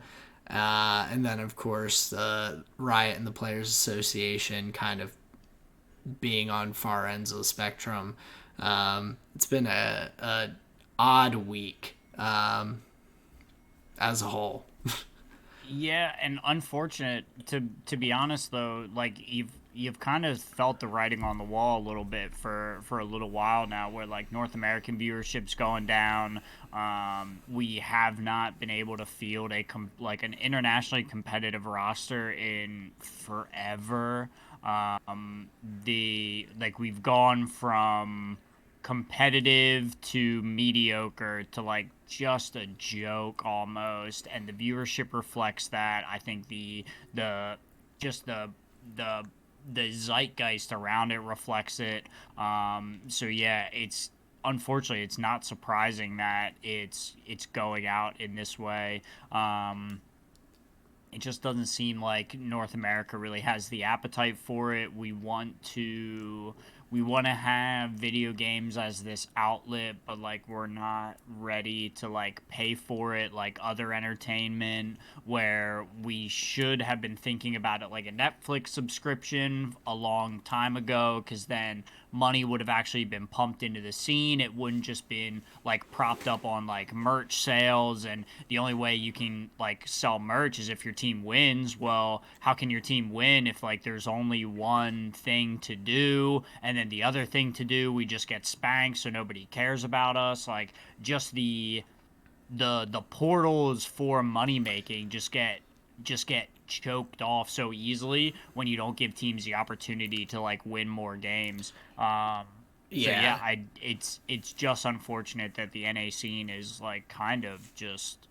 Well, it's almost a sort of, and I'm hoping that this is kind of the plateau where we will be able to just maintain for a bit if they can figure out the right system. Because I mean, the North American like economy when it came to the LCS did not make any sense at all. I mean, we went from teams of just these are me and my four best friends are gonna go and we're gonna win our way through relegation into the LCS.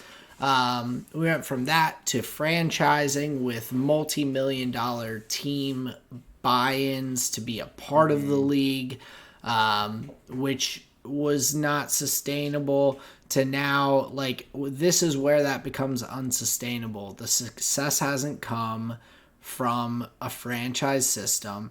Now, all these teams have bought in, and what are you going to do? Bring back relegations and say, oh, well, yeah, you paid $10 million for your spot a couple years ago, but, like, get good, kid, otherwise you're out. Like, so you've now created a, like, crazy situation where it's like, if you do try to do something where you're creating a way for young talent to grow into that LCS environment and everything, then you're kicking out other old teams that have paid ridiculous amounts of money.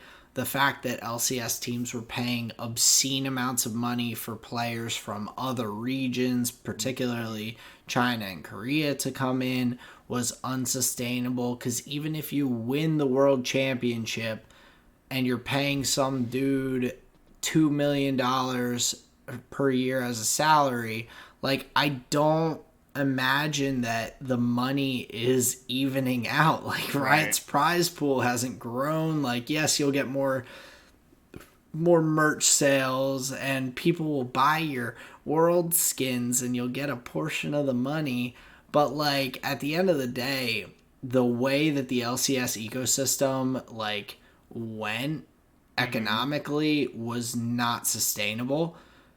So maybe this will reel it into a sustainable environment, but it does suck a lot for all these good challenger players. I mean, Jack came out and said, hey, we'll give you our entire challenger squad because they've been beating LCS teams more than 50% of the time in their scrims. And then they drop all of those players by getting rid of the challenger team for Cloud9. And now 5 players that were better than some teams in the LCS now have no place to play. Like, that's not the way to go about it either.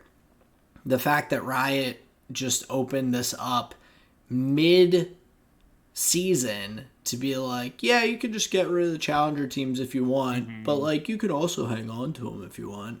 Like, teams were like, oh, we aren't making enough money, well, let's cut costs. Like, it's a logical thing from the team side to do that, but a lot of people get fucked in the process. Oh yeah, big time. I mean, like, yeah, there's a sense in which, like, you know, the European scene is really expanding. I mean, they just broke up into, like, multiple leagues and they're all thriving. I mean, is this just the beginning of the great North American exodus where you're just going to see, like, big North American names on, you know, on other squads? But the thing is, like, these other regions are, like, building deep, like, farm systems where, like, they don't have to import, like, stupid North Americans. They have their own, you know, homegrown talent. So yeah, it does, like, become a real problem of what you're alluding to, of, like, these, you know, talented players not having a home.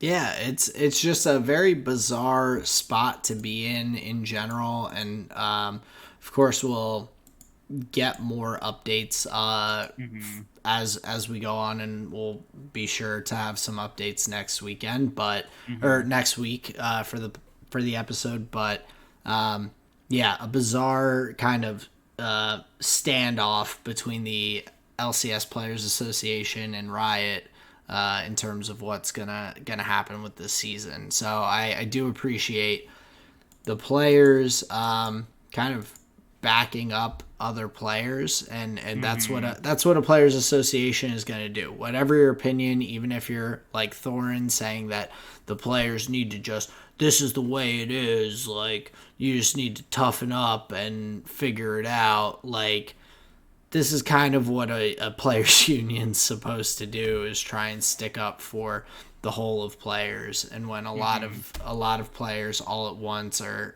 kind of getting slighted by no fault of their own, that's kind of what this is there for. But Riot did say they were going to be putting more money, at least into the NA Academy scene for this split. So I think there's going to be maybe a little bit of funding from Riot that will help balance out some losses and maybe be able to sustain it through the next split a little bit. But there's probably going to be quite a few changes at the end of this year for the NALCS.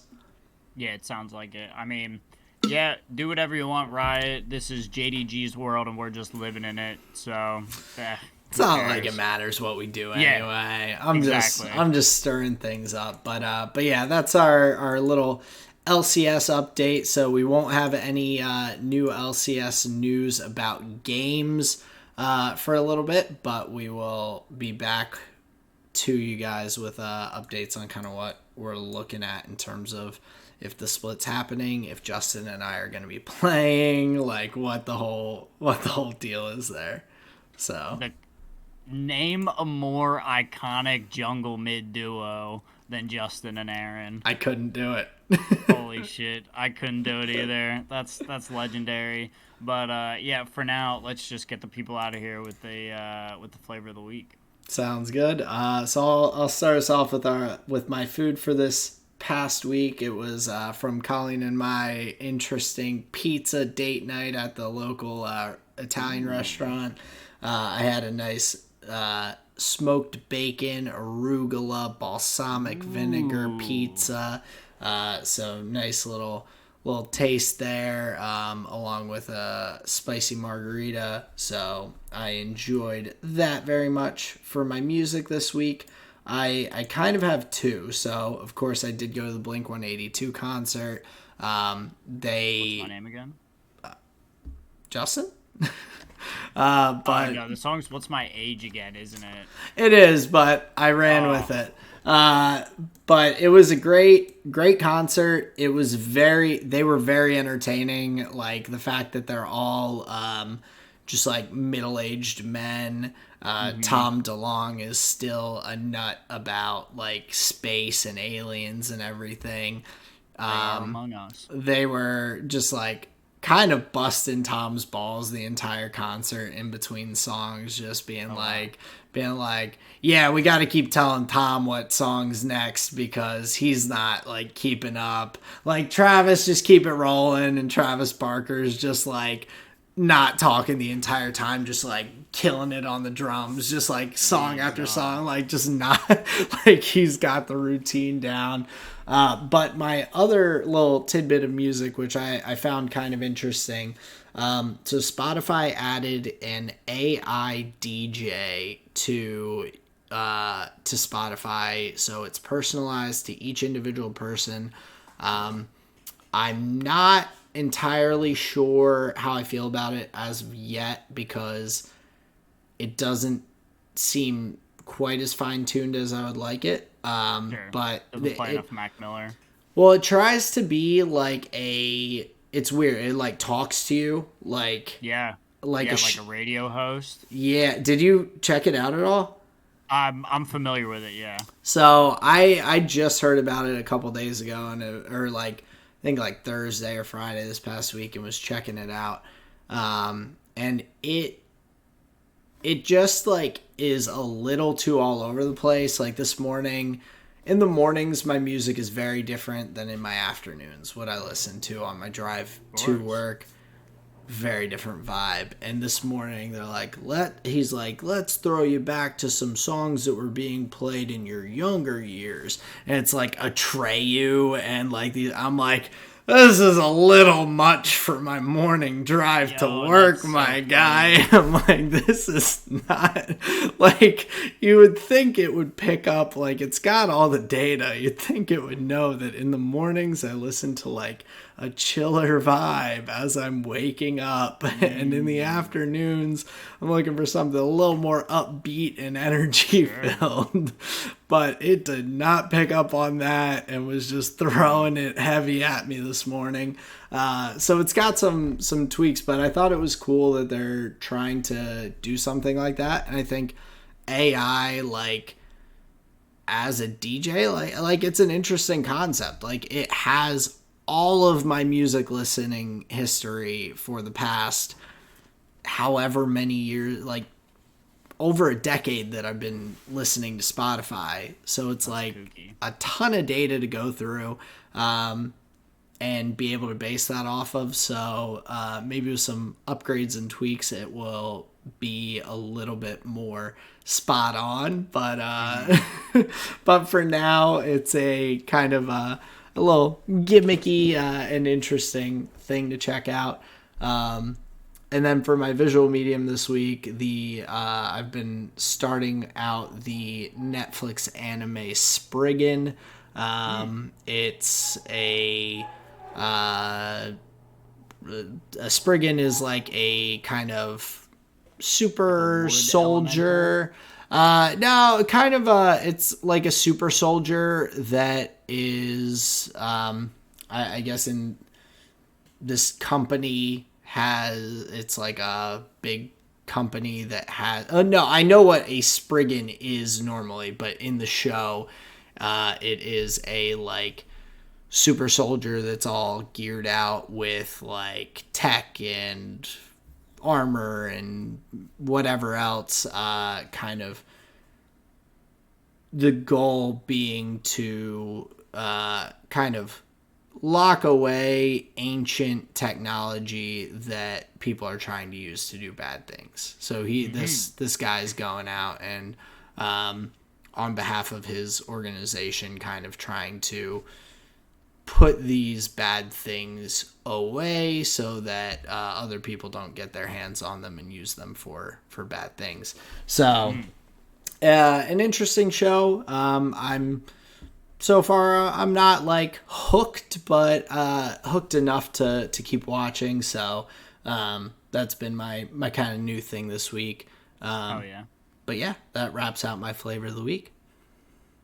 It's my visual medium here for the week. As I linked you a picture of what an actual Spriggan looks like. I don't know what your little anime design is, but that is a Spriggan, not a super soldier. Sorry, I forgot my Skyrim roots.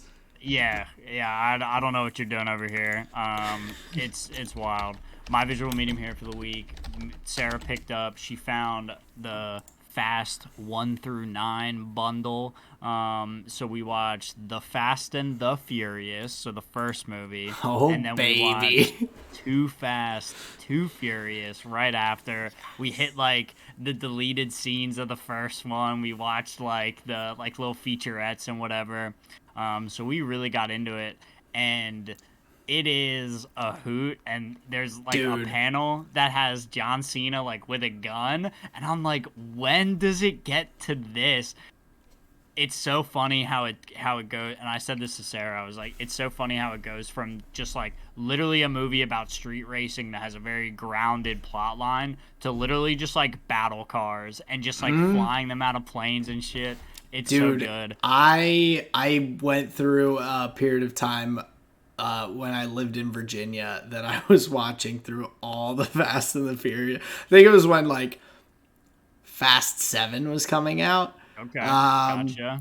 But also just I saw a comedian's bit about the Fast and Furious franchise, and just like after this, I need you to go and just look at all the titles of them next to each other on all of the. Did you get you said a box set of them, like DVD? Yep.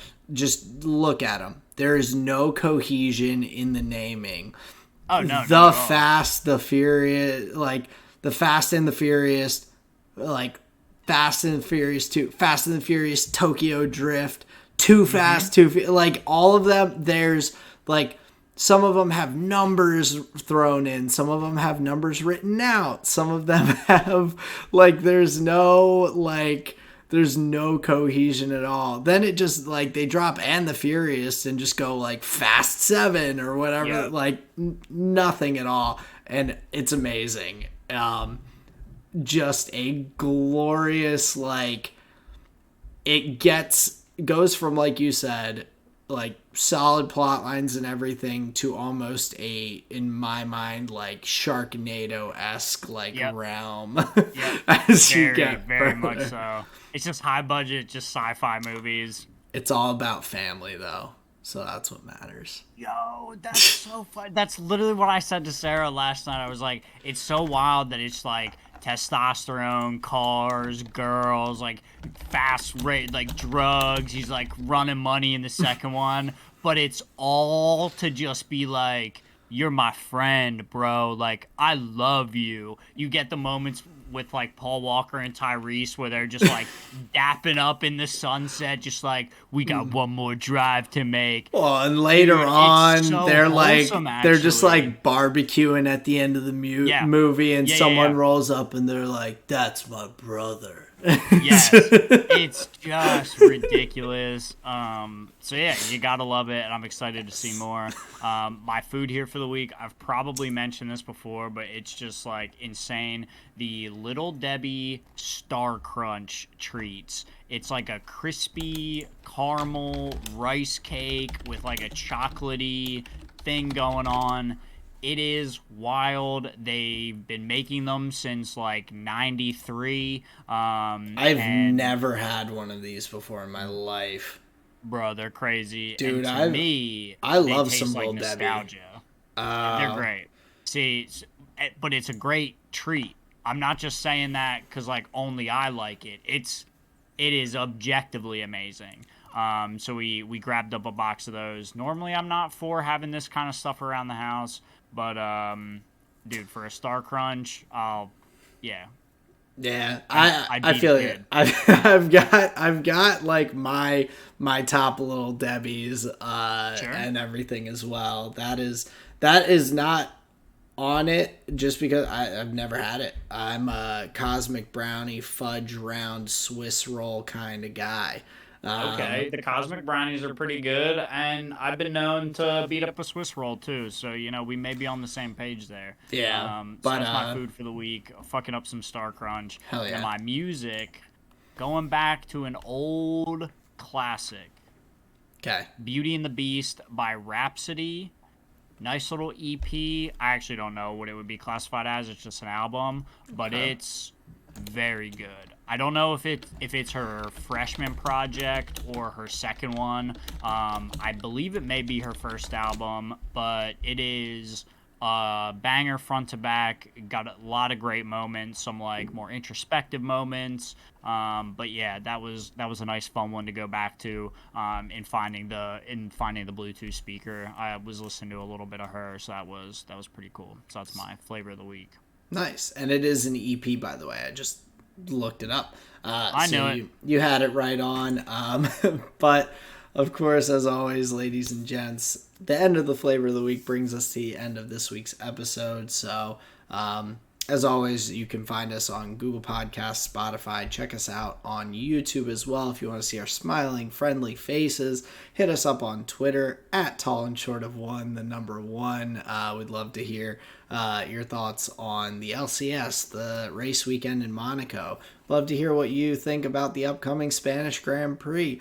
What you think about Christian Horner's comment about looking up skirts in terms of race cars, because in real life that is always bad. There's nothing frowned upon. Yeah, not a good thing otherwise, but when you're looking at the bottom of a car, a little bit different. But we love putting this out week after week and being silly, joking around, talking about the things that we enjoy.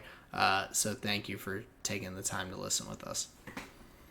Just let your friends know, new episodes every Thursday. Got them just in the oven for you. But yeah, just thank you so much for listening. We appreciate your time, and we will see you next time. This has been another episode of the Tall and Short of It podcast. Peace out, everyone.